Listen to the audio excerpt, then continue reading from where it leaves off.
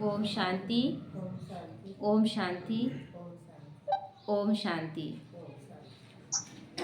आज बाबा कह रहे हैं, मीठे बच्चे, सर्वशक्तिवान बाप से बुद्धि योग लगाने से शक्ति मिलेगी। याद से ही आत्मा रूपी बैटरी चार्ज होती है।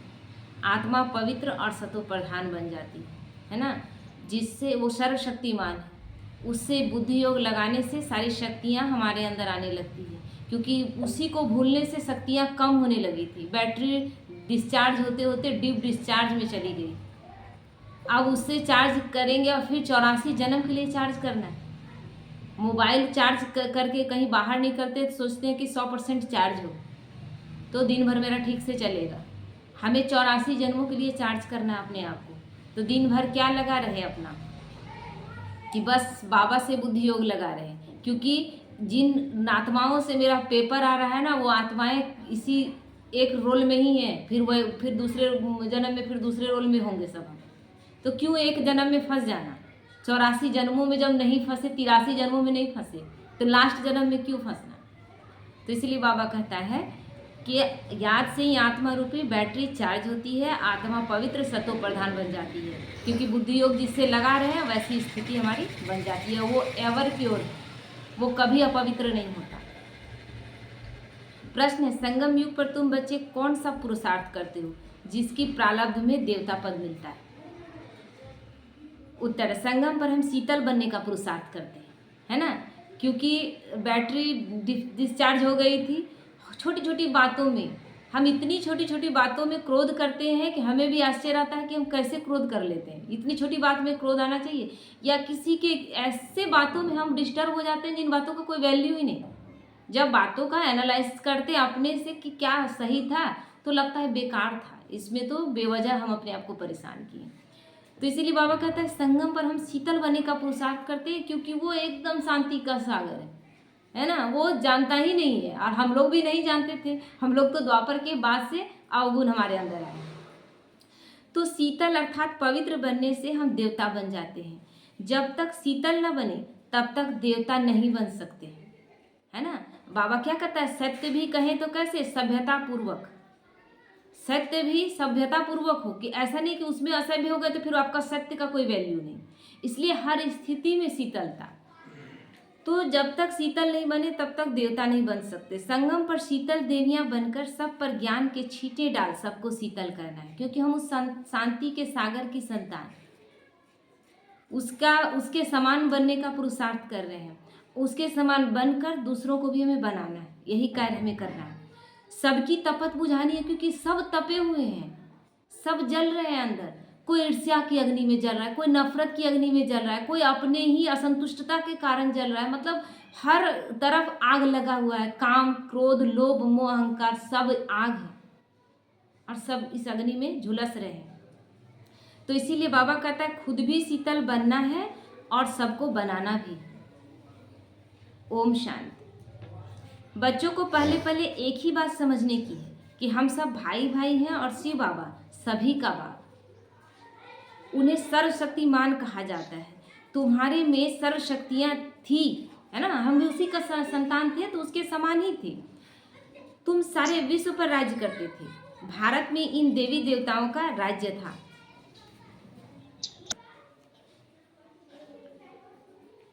तो बाबा कहते हैं कि भारत में इन देवी देवताओं का राज्य था। तुम ही पवित्र देवी देवता थे। तुम्हारे कुल व डिनास्टी में सभी निर्विकारी थे।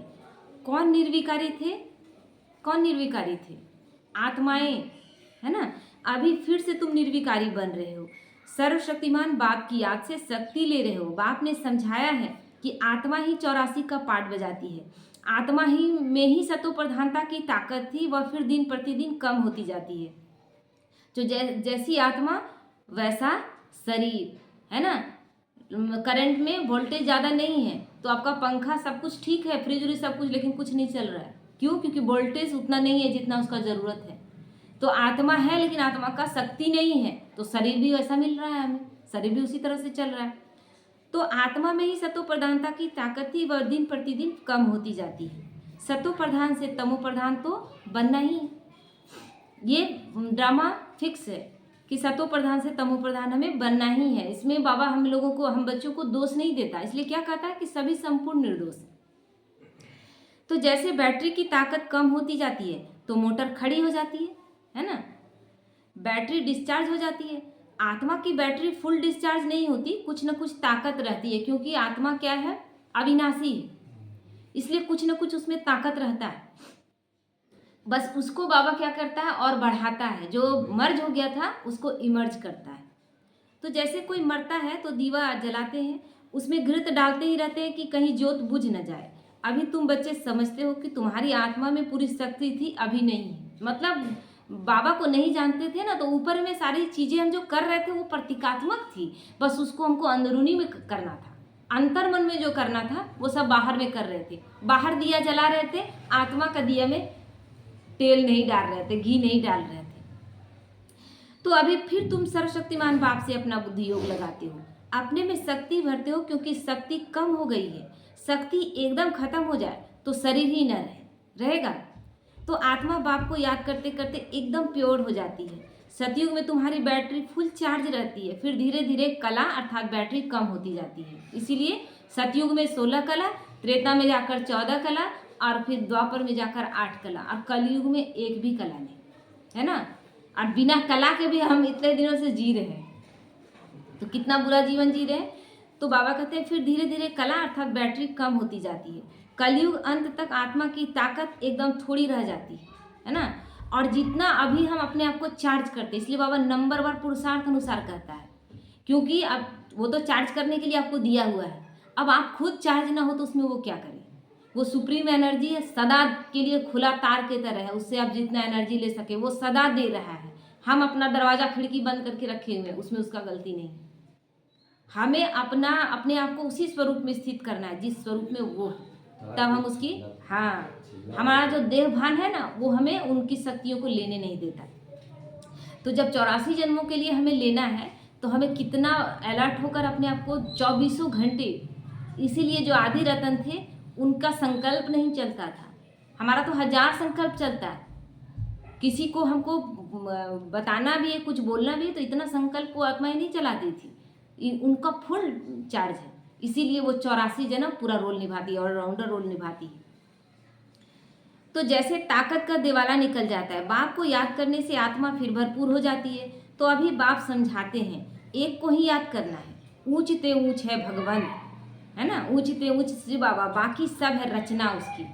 रचना को रचना से हद का वर्षा मिलता है, मतलब हम सब एक दूसरे को, लौकिक पिता जो है वो बाबा की रचना और हम भी बाबा की रचना, तो रचना रचना को क्या दे रही है, हद का दे सकता है, लेकिन जो रचयिता है वो भरपूर देता है। तो क्रिएटर तो एक ही बेहद का बाप है, बाकी सब हैं हद की। बेहद के बाप को याद करने से बेहद का वर्षा मिलता है।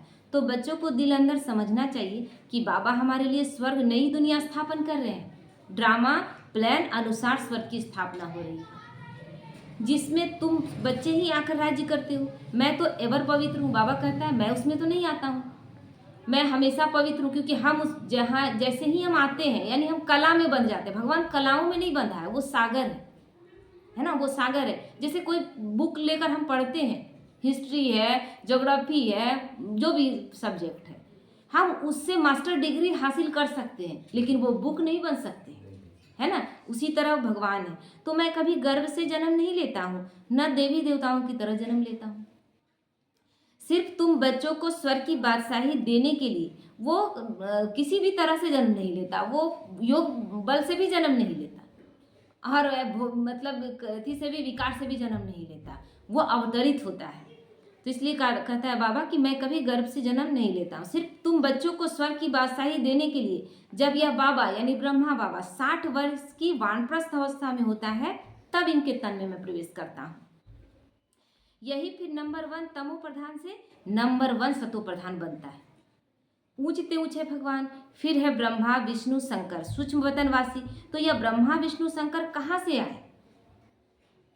बाबा कहता है ये ब्रह्मा विष्णु शंकर कहाँ से आए? यह सिर्फ साक्षात्कार होता है। जब सूक्ष्म वतन का 3 देवता दिखाते हैं ना, तो इनका सिर्फ साक्षात्कार होता है। सूक्ष्म वतन बीच का है ना, सूक्ष्म वतन दरअसल होता भी नहीं है। ये 100 साल के लिए जब परमात्मा आते हैं तो सूक्ष्म वतन को रचती है।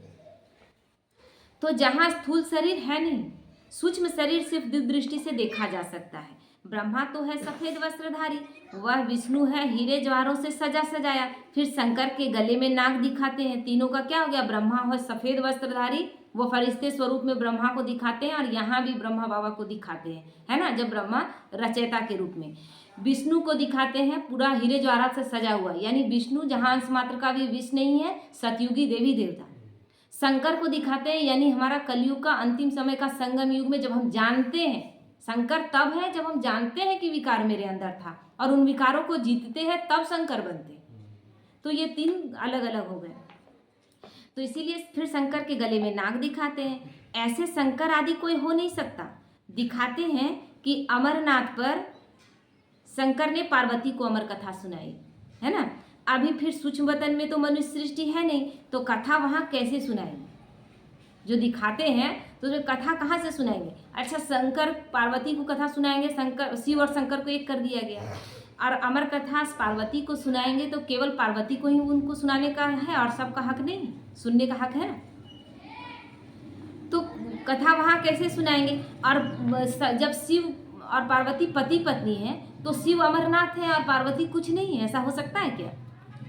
जब वो अमरनाथ है तो पत्नी स्थिति क्या, दोनों को समान होना चाहिए ना, क्योंकि भगवान भगवती कह रहे हैं दोनों को।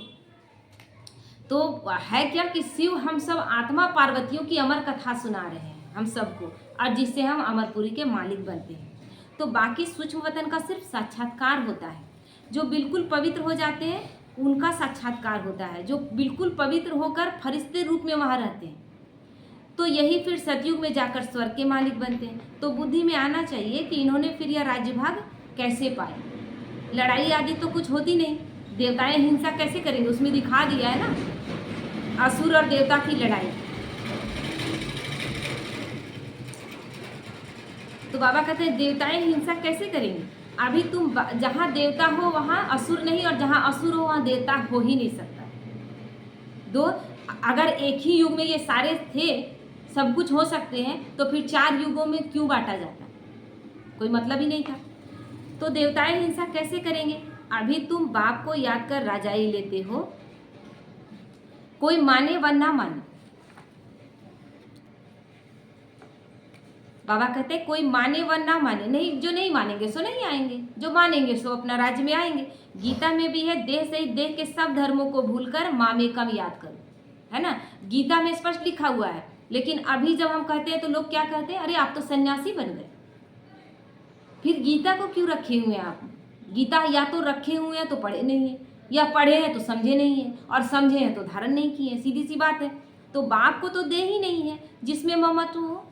बाप कहते हैं थोड़े समय के लिए शरीर का लोन लेता हूँ, नहीं तो मैं फिर ज्ञान कैसे दूँ?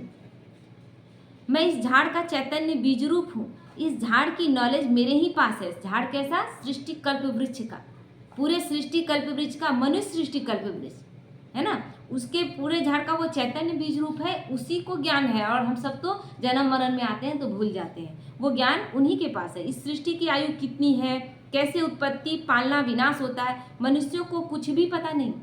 मनुष्य कैसे जानेंगे? मनुष्य तो अपना इस जीवन में जीते हैं, अगले जन्म में सब भूल जाते हैं, लेकिन वो जन्म मरण में नहीं आता, इसलिए उसे हमेशा याद है, वो जानता है हमें। तो वह पढ़ते हैं हद की पढ़ाई। बाप तो बेहद की पढ़ाई पढ़ाकर बच्चों को विश्व का मालिक बनाते हैं। भगवान कभी देहधारी मनुष्य को नहीं कहा जाता। इन्हों को ब्रह्मा विष्णु शंकर को, जैसे बता रहे थे वो भाई का परसों आए थे ना, तो बोल रहे थे फिर आप लोग तो बहुत गजब करते हैं, राम भगवान कृष्ण भगवान सबका नाम ले रहे, कितने भगवान है सो बताइए। तुरंत अपने पर आ गए, नहीं है तो शिव ही है ना, शिव ही है, शिव भगवान मेन वही है, बाकी सब तुरंत आ गए अपने में कि नहीं ये सब देवताएं हैं, हो गया ना। तो बाबा कहते हैं इन्हों को, यानी ब्रह्मा विष्णु शंकर को भी अपनी सूक्ष्म देह है, इसलिए इन्हें भी भगवान नहीं कहेंगे। यह शरीर तो इस दादा की आत्मा का तख्त है, ब्रह्मा बाबा का शरीर जो आधार बाबा लेते हैं उसके बारे में बाबा बोल रहे हैं। अकाल तख्त है ना, अभी यह अकाल मूर्त बाप का तख्त है। अमृतसर में भी अकाल तख्त है, बड़े बड़े जो होते हैं वहाँ अकाल तख्त पर जाकर बैठते हैं। अभी बाप समझाते हैं कि यह सब आत्माओं का अकाल तख्त है, वहाँ तो एक तख्त बना दिया गया है ना, वो विनाशी है। ये अकाल तख्त तो अविनाशी है। तो आत्मा में ही अच्छे व बुरे संस्कार होते हैं। तब तो कहते हैं यह कर्मों का फल है। वैसे तख्त सबका विनाशी होता है ना।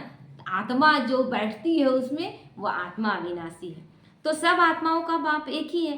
बाबा कोई शास्त्र आदि पढ़कर नहीं समझाते हैं, यह बातें भी शास्त्रों आदि में नहीं है। तब तो लोग चिढ़ते हैं ना, तब तो लोग चिढ़ते हैं, कहते हैं कि यह लोग शास्त्रों को नहीं मानते। अरे तो आप कहाँ मान रहे हैं?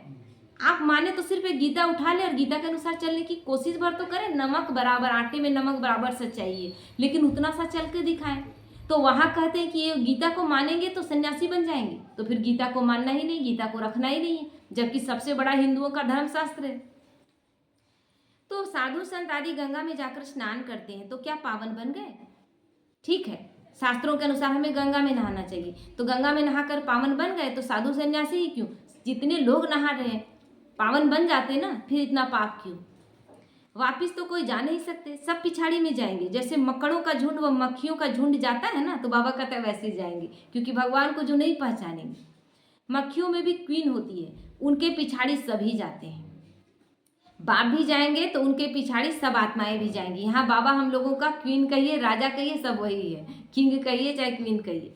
तो मूल वतन में भी जैसे सभी आत्माओं का झुंड है, यहाँ फिर है सभी मनुष्यों का झुंड, तो यह झुंड भी एक दिन भागना ही है। बाप आकर सभी आत्माओं को ले जाते हैं। शिव की बारात गाई हुई है।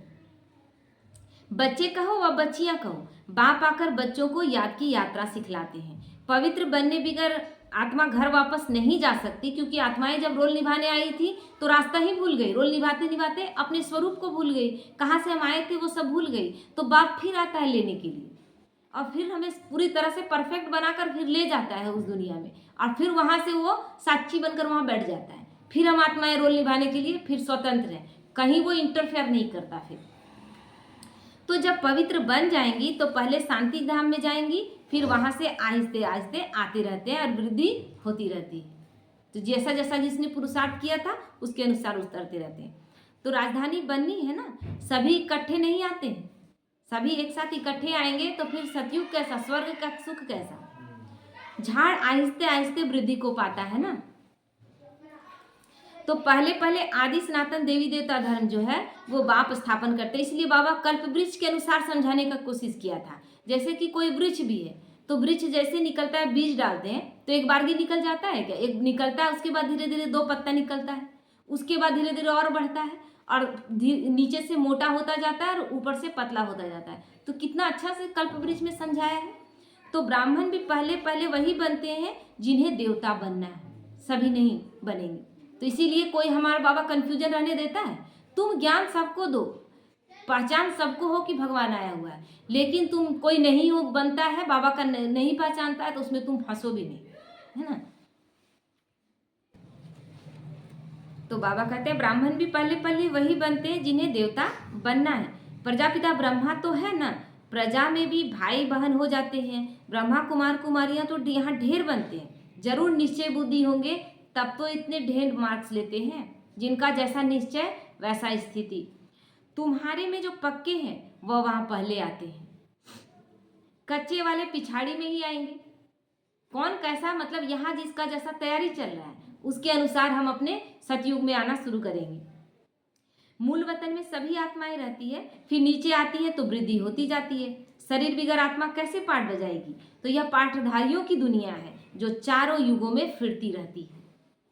सतयुग में हम शुद्ध देवता थे, फिर क्षत्रिय वैश्य शूद्र बनते हैं, हम ही देवता, हमारी ही क्वालिटी धीरे धीरे नीचे गिरती है। हर एक चीज, प्रकृति का हर एक चीज जो भी लीजिए, है ना, आप गौर करें तो हर एक चीज नए से फिर पुराना होता है। हम कितना भी महंगा और कितना भी हमारा प्यारा ड्रेस हो, है ना, या कोई भी सामान हो, ऐसा लेते हैं क्या वो खत्म, जानते हैं ना, कॉन्शियस में है ना कि एक दिन ये पुराना हो जाएगा, खत्म हो जाएगा। जैसे जैसे पुराना होता जाता है उससे आसक्ति भी खत्म होता जाता है, होता है ना। तो शरीर भी क्या है, जैसे जैसे आत्मा शरीर उसका बूढ़ा होता जाता है ना, आत्मा का आसक्ति कम होता जाता है। जितना शुरू में था वैसा आसक्ति नहीं रह जाता है, धीरे धीरे कम होता जाता है। लेकिन जी हमें एकदम आसक्ति से पूरी तरह से, जो शुरू में हमको ज्ञान था कि मेरा ये कपड़ा पुराना हो जाएगा, इसलिए कपड़े के प्रति बहुत आसक्ति नहीं था, उसी तरह शरीर पर शुरू से आसक्ति नहीं रहना चाहिए कि एक दिन शरीर भी पुराना बूढ़ा हो जाएगा। ये चीज़ हम नहीं करते हैं। अपना हर सामान लेते हैं तो हमारे ध्यान में रहता है कि एक दिन ये पुराना हो जाएगा, उस चीज़ को हम स्वीकार करते हैं। लेकिन शरीर बूढ़ा हो जाएगा, एक दिन हम भी चले जाएंगे और कभी भी जा सकते हैं, कभी भी सामान खराब हो सकता है, ये चीज़ हम लोग नहीं स्वीकार कर पाते। तो अभी यह है पुरुषोत्तम संगम युग। यह युग अभी ही बनता है जबकि बाप आते हैं। यह अभी बेहद की नॉलेज बेहद का बाप ही देते हैं, है ना। 100 वर्ष के लिए परमात्मा आते हैं सारी सृष्टि को बदलने के लिए। शिव बाबा को अपने शरीर का कोई नाम नहीं, उनका एक ही नाम है, शिव। उसके बाद जो भी उनके नाम रखे गए सब कर्तव्यवाचक नाम है, उनके कर्तव्य के अनुसार उनका नाम रखा गया। लेकिन नाम उनका एक ही नाम शिव है, अर्थात कल्याणकारी, सदा शिव अर्थात सदा कल्याणकारी, क्योंकि वो जन्म मरण में नहीं आते, वो सदा कल्याणकारी है। हम भी शिव हैं लेकिन सदा के लिए नहीं। आत्मा जन्म मरण में आती है लेकिन क्वालिटी नीचे गिरते जाता है। तो यह शरीर तो इस दादा का है, बाबा ने थोड़े समय के लिए ये लोन लिया है शरीर को, है ना। शरीर तो ब्रह्मा बाबा का है। बाप कहते हैं हमको तुमसे बात करने के लिए मुख तो चाहिए ना, कैसे वो बताएंगे ज्ञान को। मुख ना हो तो बाप बच्चों से बात भी ना कर सके। फिर बेहद की नॉलेज भी इस मुख से सुनाता हूँ, इसलिए इसको गौमुख भी कहते हैं। पहाड़ों से पानी तो कहाँ भी निकल सकता है, फिर यहाँ गौमुख बना दिया है, उससे पानी आता है। प्रतीकात्मक की उस ब्रह्मा के मुख का आधार लेकर ज्ञान गंगा निकली थी, और उस ज्ञान गंगा से हम पावन बने, तो वो तो हम जानते नहीं। तो गौमुख में जाते हैं और वहाँ से पानी में नहाते हैं और बोलते हैं कि शुद्ध हो गए, तो उन्हें फिर गंगा जल समझकर पीते हैं। उस पानी का फिर कितना महत्व रखते हैं। इस दुनिया में है सब झूठ, बाबा कहता है सब झूठ, है ना।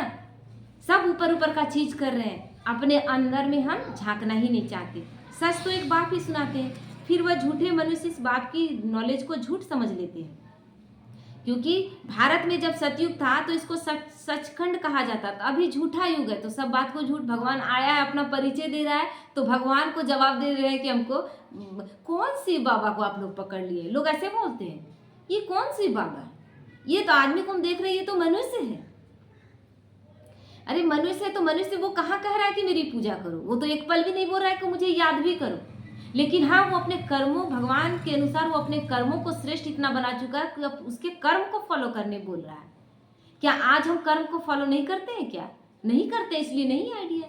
राम को पूजा करते हैं, राम को आइडियल मानते हैं, लेकिन आदर्श मानने से होगा, अनुसरण करने से आदर्श मानेंगे तब कहा जाएगा। तो फिर भारत ही पुराना बनता है, तो हर बात हर चीज़ झूठी होती है। कितना फर्क हो जाता है। बाप कहते हैं तुम हमारी कितनी ग्लानि करते हो, सर्वव्यापी कहकर इतना इंसल्ट किया है कि कन कन में तुम हो, सुअर कुत्ते बिल्ली सब में तुम हो, तुम कच्छ मच अवतार सब लेते हो, कितना उनको ग्लानि किए। शिव बाबा को बुलाते ही है इस पुरानी दुनिया से ले चलो, जब अति हो जाता है तब उसको बुलाते हैं। बाप कहते हैं मेरे सभी बच्चे काम चिता पर चढ़कर कंगाल बन गए हैं। बाप बच्चों को कहते हैं तुम तो स्वर्ग के मालिक थे ना, अब हिसाब किताब ले रहे हैं। स्मृति आती है, बच्चों को ही समझाते हैं, सारी दुनिया को तो नहीं समझाएंगे, क्योंकि सारी दुनिया स्वर्ग में थी ही नहीं। किनको याद आएगा? अपने पिछले जन्म की कहानी, जो उस जन्म को भोगा है वही याद करेगा ना। तो बच्चे ही बाप को समझते हैं, दुनिया इस बात को क्या जाने। सबसे बड़ा कांटा है काम विकार, नाम ही है पतित दुनिया। सतयुग है 100% पवित्र दुनिया, अभी 100% अपवित्र दुनिया। तो मनुष्य ही पवित्र देवताओं के आगे जाकर नमन करते हैं, पवित्रता को अब भी मानते हैं, इतना अपवित्र होकर, है ना। संपूर्ण अपवित्र होकर भी पवित्रता को मान देते हैं कि आज भी साधु सन्यासियों के हम पैर छूते हैं, उनका मान देते हैं। किस लिए? क्योंकि पवित्रता का मान दे रहे, लेकिन खुद पवित्र नहीं रहना चाह रहे, और उसमें कहते हैं मजबूरी है, सृष्टि कैसे चलेगी। भल भक्त बहुत भक्त है जो वेजिटेरियन है, परंतु ऐसे नहीं कि विकार में नहीं जाते हैं। इसलिए पवित्रता की रॉयल्टी जो है ना, बोलिएगा कि हक जो कहेंगे पवित्रता का, वो ब्राह्मणों का ही है, क्योंकि संपूर्ण पवित्रता उनके पास है। तो ऐसे तो बहुत बार ब्रह्मचारी भी रहते हैं, छोटेपन से कभी छीछी आदि नहीं खाते, यानी 2 चीज़ किया, एकदम शुद्ध खान पान और काम विकार नहीं, लेकिन क्रोध है, लोभ है, मोह है ना। लेकिन बाबा हर चीज़ से छुड़ाता है, सन्यासी भी कहते हैं कि निर्विकारी बनो, घर बार का सन्यास करते हैं, फिर दूसरे जन्म में भी किसी गृहस्थी के पास जन्म लेकर फिर घर बार छोड़कर जंगल में चले जाते हैं। क्यों ऐसा होता है?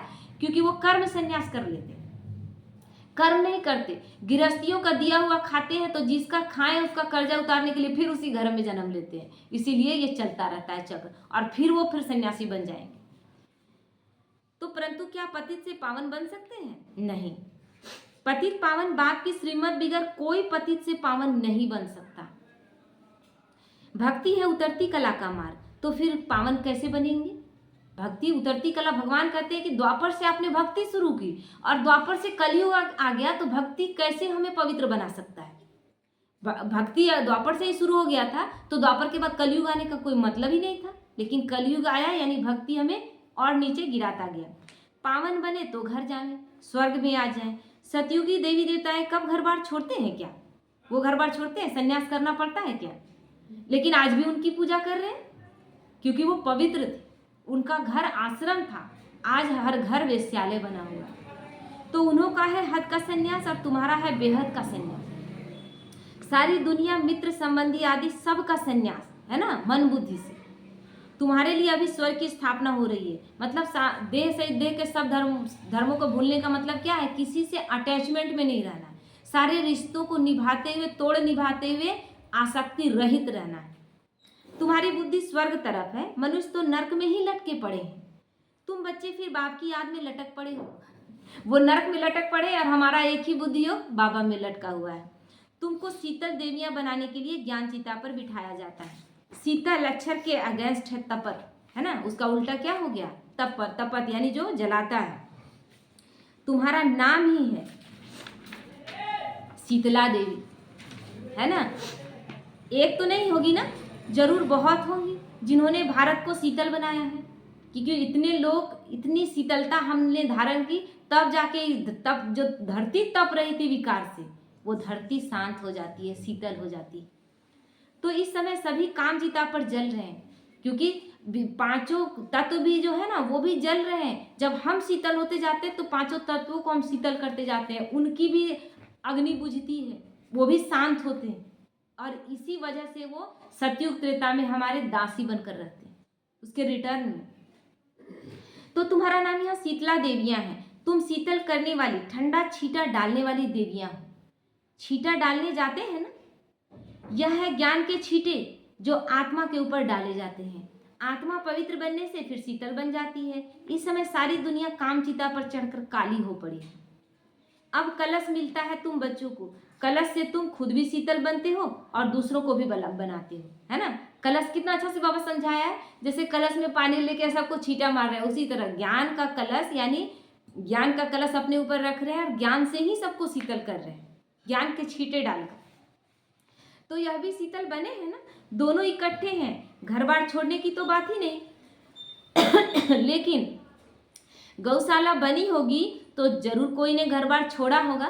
मतलब इतनी बड़ी संस्था बनी, शुरुआत में आदि रत्नों का इतना बड़ा जो चला, जो लोग एक साथ इकट्ठे हुए, दीदी दादियाँ का एक चला, तब तो जाकर इतनी तपस्या की गई। तो उन लोगों ने घर बार छोड़ा तब तो ये हुआ ना। तो शुरू में घर बार छोड़ा गया, लेकिन अब वो काम नहीं करना है, क्योंकि अब आप जहाँ हैं वहीं से तपस्या करें। उस समय शुरुआत था। तो किस लिए? ज्ञान चिता पर बैठकर शीतल बनने के लिए घर छोड़ा।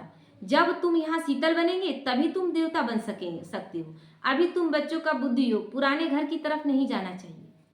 बाप के साथ बुद्धि लटकी रहे, क्योंकि तुम सबको बाप के पास घर जाना है। जहाँ जाना है लक्ष्य उस पर रखना है। जब दौड़ते हैं तो क्या ध्यान रहता है कि विनिंग लाइन को छूना है, बस एक ही लक्ष्य रहता है, क्योंकि जहाँ इधर उधर मन भटका तो मेरे से आगे कोई निकल जाएगा। तो इस वक्त भी केवल हमें एक ही लक्ष्य रखना है। बाप कहते हैं, मीठे बच्चे, मैं पंडा बनकर आया हूं तुमको ले चलने के लिए। यह शिव शक्ति पांडव सेना है। तुम हो शिव से शक्ति लेने वाली और वह है सर्वशक्तिमान। मनुष्य तो समझते हैं कि परमात्मा मरे हुए को जिंदा कर सकता है। कर सकता है? परमात्मा मरे हुए को जिंदा कर सकता है? परमात्मा को मरे हुए को जिंदा करने का जरूरत नहीं, प्रकृति से वो कोई छेड़छाड़ नहीं करता। लेकिन क्या मरे हुए नहीं हो गए थे हम सब? आशाएं मर गई थी, खुशियां मर गई थी, जीने की इच्छा मर गई थी। तो वो तो जीवन से भी, मतलब मृत्यु से भी बदतर जीवन था। तो मरे हुए को जिंदा नहीं किया? ना उम्मीदों को उम्मीद भर दिया, जिनके अंदर जीने की आशा खत्म हो गई थी उनको आशा से भर दिया, जिनके होठों में मुस्कुराहट चली गई थी भगवान ने मुस्कुराहट ला दिया। और क्या कर सकता है वो। परंतु बाप कहते हैं लाडले बच्चे, इस ड्रामा में हर एक को अनादि पार्ट मिला हुआ है। मैं भी क्रिएटर, डायरेक्टर, प्रिंसिपल एक्टर हूँ। ड्रामा के पार्ट को हम कुछ भी चेंज नहीं कर सकते।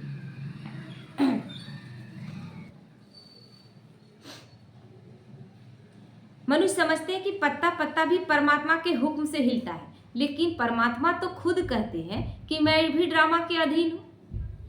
बाबा बाबा अपने आप को बचाता है बहुत, मतलब मैं भी ड्रामा के अधीन हूँ, इसके बंधन में बांधा हुआ हूँ।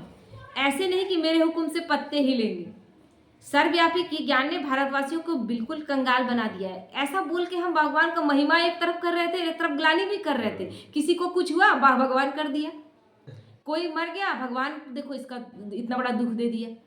भगवान को और किसी का नहीं मिला था, एक छोटा सा बच्चा का देखो मार दिया। सब कुछ में भगवान का ही दोष। तो इसीलिए भगवान क्लियर करता है कि नहीं तुम अपने कर्मों के अनुसार फल पाते हो। बाप के ज्ञान से भारत फिर सिरताज बनता है। अच्छा, मीठे मीठे सीखी लदे बच्चों प्रति माता पिता बाप दादा का याद प्यार और गुड मॉर्निंग। रूहानी बाप की रूहानी बच्चों को नमस्ते। हम रूहानी बच्चों की रूहानी माता पिता बाप दादा को याद प्यार गुड मॉर्निंग और नमस्ते नमस्ते। शुक्रिया बाबा, शुक्रिया। ज्ञान नहीं रहने के कारण ही भारत का ताज जो है ना वो चला गया था। जब ज्ञान मिलता है तो भारत फिर से सब पूरे विश्व का सिरताज बनता है। धारणा के लिए मुख्य सार है, सूर्यवंशी में पहले पहले आने के लिए निश्चय बुद्धि बनकर फुल मार्क्स लेने हैं। पक्का ब्राह्मण बनना है, हाफ कास्ट ब्राह्मण नहीं बनना है। हाफ कास्ट ब्राह्मण जो होते हैं आप लौकिक में भी देखते हैं, जो आपके जात भाई थे अगर किसी और से शादी ब्याह कर लेते हैं तो क्या वो पक्के तो नहीं हुए, फिर आप उसके घर का हुक्का पानी बंद कर देते हैं, फिर बोलते हैं ये चीज़ कीजिए तो फिर आपको जात में जोड़ा जाएगा, यानी हमारे अनुसार चलिए तो फिर आपको जोड़ा जाएगा।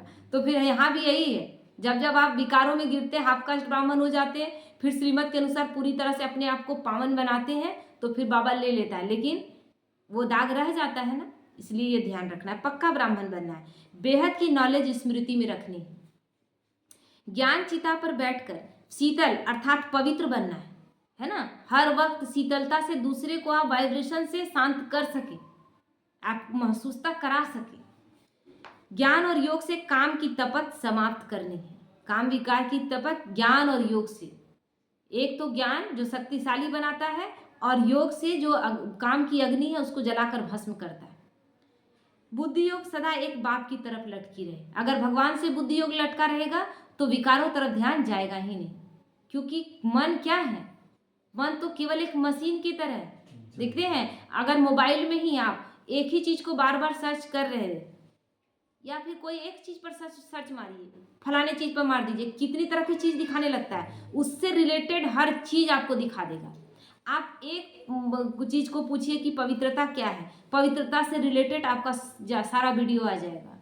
हमारे साथ क्या होता है, एक नेगेटिव बात याद करते हैं, बीता हुआ बात आप देखिएगा, एक याद किए हैं और उससे रिलेटेड हर बात याद आने लगता है। तो केवल एक मशीन है, उस मशीन को कंट्रोल करके चलाना है। वरदान है, ब्राह्मण जीवन में श्रेष्ठ स्थिति रूपी मेडल प्राप्त करने वाले बेगमपुर के बादशाह भव। आप सब अपनी स्वस्थिति अच्छे से अच्छी बनाने के लिए ही ब्राह्मण बने हो ना। किस लिए बने हो, स्थिति तो डामाडोल थी, खराब थी, तो स्थिति अच्छी बनाने के लिए बने हैं ना। तो ब्राह्मण जीवन में श्रेष्ठ स्थिति ही आपकी प्रॉपर्टी है। यही हमारा, आप सोचेंगे ना, जब से ब्राह्मण बने हैं हम अगर खुश नहीं हैं तो फिर मेरे पास सारा धन दौलत सब कुछ है लेकिन हमको उस तरफ खींचेगा ही नहीं, क्योंकि अब हम सच्चाई जानते हैं। हमारा अंदर का स्थिति अगर अच्छा है, पावरफुल है, तो हमको हर चीज अच्छा लगता है। तो वही सबसे बड़ी प्रॉपर्टी है, यही ब्राह्मण जीवन का मेडल है। मेडल कोई देने के लिए आपको नहीं आएगा, आप खुद अपने आप को मेडल देंगे। मेडल आपके चेहरे से, चलन से दिखेगा, आपका हर्षित मुखता, आपका चेहरे में बात बात में हंसना। हंसना मतलब कभी कभी होता है कि बेवजह भी हंसते हैं, झूठा हंसी भी हंसते हैं, वो नहीं, एक सच्ची हंसी जो दूसरे को आकर्षित करे, वो मेडल है। जो यह मेडल प्राप्त कर लेते हैं वो सदा अचल अडोल एक रस स्थिति में स्थित रहते हैं, सदा निश्चिंत बेगमपुर के बादशाह बन जाते हैं। कोई चीज का भय नहीं, कोई गम नहीं। वे सर्व इच्छाओं से मुक्त, इच्छा मात्रम अविद्या स्वरूप होते, है ना। ये मेडल हमको कोई विशेष करके बैठा के हमको देगा नहीं और कहेगा नहीं कि आप बहुत अच्छे, आप बहुत बहुत अच्छे से चल रहे हैं। इस ब्राह्मण जीवन में हमको मेडल का ज़रूरत नहीं, ना कोई अलंकार का ज़रूरत है। जितना अलंकार हम यहाँ पर लायक बन रहे हैं, वो अलंकार देवी देवता बनने के बाद हमारे अंगों में सजा कर दिखाया जाएगा प्रतीकात्मक रूप में। स्लोगन है, अटूट निश्चय और फलक से कहो मेरा बाबा, तो माया समीप भी नहीं आ सकती, है ना। अटूट निश्चय, वो निश्चय जो कभी टूटे नहीं। ये नहीं कि थोड़ा देर में लग रहा है कि सब कुछ ठीक होगा, थोड़ी देर में बाबा पे क्या बाबा ऐसा क्यों कर रहे हो, ये खंडित निश्चय। अटूट निश्चय इसको नहीं कहेंगे, जो कभी ना टूटे और फलक से कहे मेरा बाबा। माया आ नहीं सकती है, माया को हिम्मत ही नहीं, क्योंकि हमारी हिम्मत के आगे वो हारा हुआ है। हिम्मत क्या है हमारा, हम कह रहे हैं मेरा बाबा। मेरा बाबा क्या करेगा वो बाद की चीज है। मेरी हिम्मत इतनी है कि मेरा बाबा मेरे साथ है, मेरा कोई कुछ नहीं बिगाड़ सकता। हिम्मत सबसे पहले मेरे अंदर आनी चाहिए ना। तो सबसे पहले मेरी हिम्मत काम कर रही है, तब मेरा बाबा। और मेरी हिम्मत किस बात से है, मेरे बाबा के नाम से है। ओम शांति।